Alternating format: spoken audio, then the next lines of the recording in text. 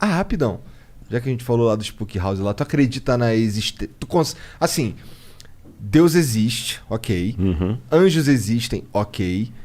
E a vida após a morte? Almas existem, ok. Onde eles estão? Na minha leitura da Bíblia, estou sendo muito honesto, estou falando por mim, a antropologia bíblica, ela coloca assim. Eu sei que isso aqui vai na contramão da maioria dos cristãos, mas eu penso assim. Deus, diz a Bíblia, formou o homem do pó da terra, Adão, por isso que o nome é Adão, Adamá é terra em hebraico, soprou-lhe nas narinas o fôlego de vida, e o homem passou a ser alma vivente, Nefesh Hayah. Então a Bíblia não falou que o homem passou a ter uma alma, passou a ser alma vivente. Então na antropologia bíblica, o que é a alma? A alma é a junção do corpo, da matéria, com o fôlego de Deus. Esse fôlego de Deus não é uma entidade. Isso aqui é igual o Ruach. Você entendeu? O Ruach, vento. Então Deus pegou o pó da terra, soprou nas narinas o fôlego de vida, e a junção dos dois produz a alma vivente. Seria como essa lâmpada que está aqui, que a luz é a junção da energia com a lâmpada. Se eu tirar a lâmpada, não tem luz. Se eu tirar a energia, não tem luz. Então a alma é a junção do corpo com o fôlego dado por Deus. Se eu tirar um dos dois, não tem alma. Se não tem alma, o que acontece com as pessoas quando elas morrem? Eu entendo, pelas pesquisas que eu fiz da Bíblia, que até a ressurreição de Jesus, na volta de Jesus, todos os mortos estão dormindo o sono da morte. Tanto é que uma curiosidade, eu sei que mas as igrejas não fazem isso, a igreja católica tem a missa de sétimo dia, os espíritas conversam com os mortos e tudo mais. Eu estou dando a minha leitura da Bíblia. A palavra cemitério, se o pessoal der uma googada depois, eles vão confirmar o que eu estou falando. Quem deu o nome de cemitério para o cemitério foram os cristãos primitivos.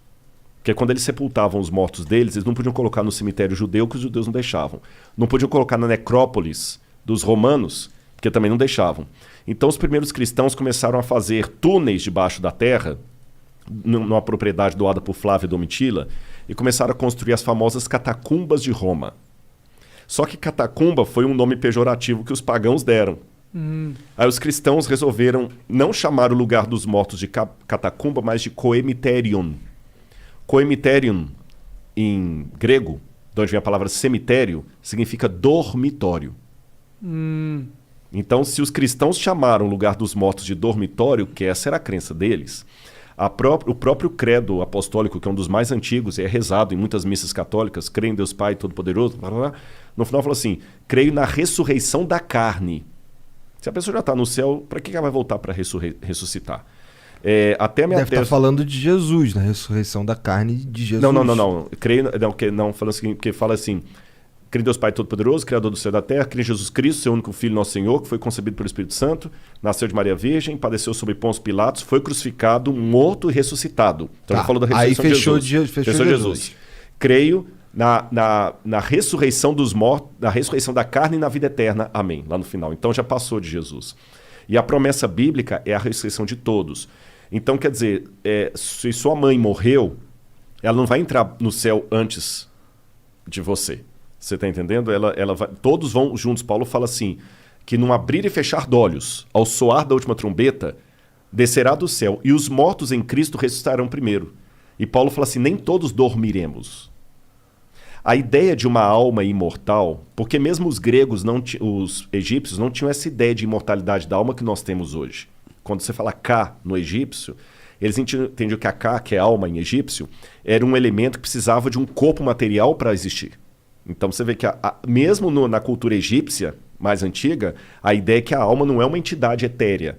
Ela precisa de um corpo. Também na Suméria. Por isso que eles faziam múmias? Por isso faziam múmias, exatamente. Aí quando veio Platão que começou a falar do mundo das ideias e separar a ideia da matéria, e a psique, em grego, que é a alma, pertencia ao mundo das ideias, coisa imaterial. E a partir de Platão, que começou então uma antropologia dualista, separando alma de corpo. Essa visão platônica entrou no mundo dos judeus, que é o helenismo, dominou o mundo, que mesmo Roma sendo a senhora do mundo, quem dominava culturalmente ainda eram os gregos. Aliás, Burns diz que nós pensamos como pensamos porque os gregos pensaram como pensaram. E até hoje as pessoas têm essa visão platônica da alma como sendo uma entidade etérea que vive fora do corpo. Então, por isso que eu acredito que todos os que morreram, com raras exceções, porque a Bíblia fala que alguns ressuscitaram quando eles morreram, raríssimo, não vou falar das exceções. Todos os que morreram estão dormindo no pó da terra, aguardando a volta de Jesus. Não, na minha opinião, ninguém agora está ainda na glória com Deus. Até um dos textos que muita gente pensa que promete a vida eterna é o texto do ladrão na cruz, onde Jesus falou, em verdade digo que hoje estarás comigo no paraíso. A minha tese de doutorado na Universidade Católica foi sobre o grego desse texto.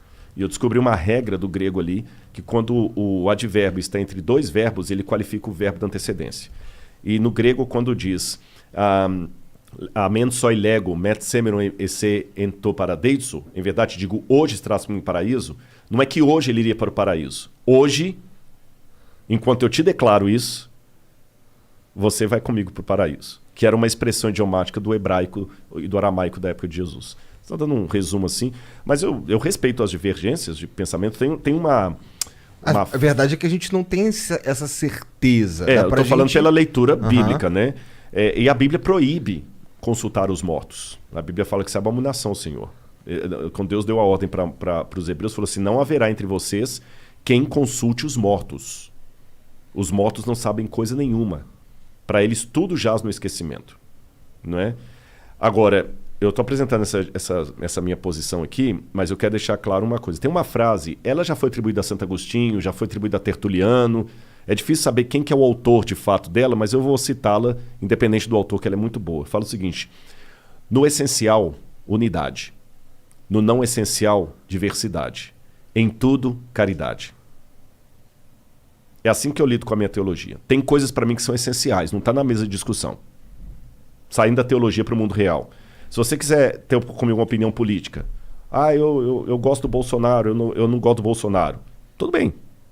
Agora, não está na mesa de discussão se o nazismo é uma coisa boa ou ruim. É verdade. Não, desculpa, isso aí nem me chama porque não está na mesa da discussão. Sim, o assassinato. O assassinato, estupro, legalizar o estupro, nem existe. Então, no essencial, você não pode ter o direito de ter sua opinião. No essencial, unidade. Porque quem está fora daquilo está louco. No que não é essencial, diversidade. Um vai ser de direita, outro vai ser de esquerda, um vai ser PMDB, outro vai ser PDT. Diversidade. Em tudo, caridade. E como eu sei que nem todas as coisas ainda foram reveladas, porque Paulo fala isso, hoje nós vemos como por um espelho, de maneira obscura, mas quando ele vier, o que hoje conhecemos em parte, esse ia gostar disso, que é aquele que você falou da ciência lá. Até o Renato Russo fez aquela música baseada no 1 Coríntios 13, né? Ainda que eu falasse dos anjos e dos homens, tem uma parte que Paulo fala o seguinte, hoje eu conheço em parte, mas quando ele vier, eu o conhecerei como também serei conhecido. Porque hoje vemos como por um espelho, obscuramente. Então até Paulo, apesar de ser um homem de fé, de convicção, que morreu por Cristo, ele trabalhava, ele não era cego para a possibilidade do equívoco.